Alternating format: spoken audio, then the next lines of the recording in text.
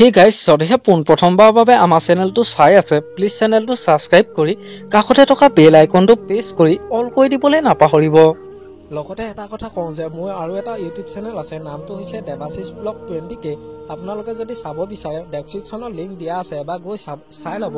অনুষ্ঠান পৰিৱেশন কৰিবলৈ গৈ আচলতে সেইদিনা ৰাতি কি হৈছিল জনপ্ৰিয় ইউটিউবাৰ দীপজ্যোতি ডেকা কোনে আক্ৰমণ কৰিছিল? আচলতে সেইদিনা দীপজ্যোতি ডেকাক কাৰ প্ৰসাৰৰ বাবে দীপজ্যোতি ডেকা মেডিকেলৰ ICUত থাকিবলগীয়া হৈছে, সবিশেষ জানিব পাৰিব আজি এই ভিডিঅ'টোৰ মাধ্যমেৰে। গতিকে ভিডিঅ'টো অলপো স্কিপ নকৰাকৈ শেষলৈকে চাই থাকিব বুলি আশা কৰিলো। আপোনালোকে নিশ্চয় জানে যে অসমত জনপ্ৰিয় ইউটিউবাৰ দীপজ্যোতি ডেকা নতুন শ্বৰ্ট ফিল্মত ব্যস্ত হৈ থাকে, আৰু ইয়াৰ উপৰিও তেখেত বৰ্তমান এজন জনপ্ৰিয় ইউটিউবাৰ, যিহেতু তেখেতে বিভিন্ন ঠাইত অনুষ্ঠান পৰিৱেশন কৰে। অনুষ্ঠান পৰিৱেশন কৰিব গৈ পিছে কেনা লাগিল জনপ্ৰিয় ইউটিউবাৰজনৰ? অনুষ্ঠান চলি থকা মাজতে বিভিন্ন অনুৰাগীসকলৰ লগত ফটো মৰাত ব্যস্ত আছিল জনপ্ৰিয় ইউটিউবাৰজন, আৰু তাৰ পাছতে তেওঁ সেই ঘটনাটো সংঘটিত হৈছিল।